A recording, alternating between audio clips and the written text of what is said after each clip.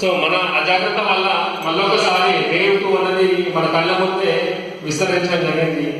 ఈ వేవ్ 1 అలాగే వేవ్ 2లో మనము ఆర్థికంగా అదేవిధంగా మన యొక్క ఆరోగ్యాలు అలాగే ఎంతో ప్రాణనష్టం జరిగింది.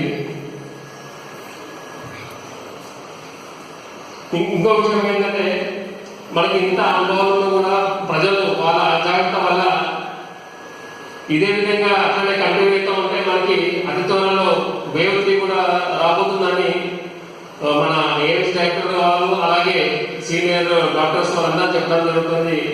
కావున ఆశా వర్కర్స్ మీరు ఏం చేయాలంటే ఆల్రెడీ మీరు ప్రతి ఊర్లో వెళ్తున్నారు, ప్రతి వారితో ఇంటరాక్ట్ అవుతున్నారు. నాకు టీడీఎఫ్ యూఎస్ఏ ద్వారా చిన్న విన్నపం ఏంటంటే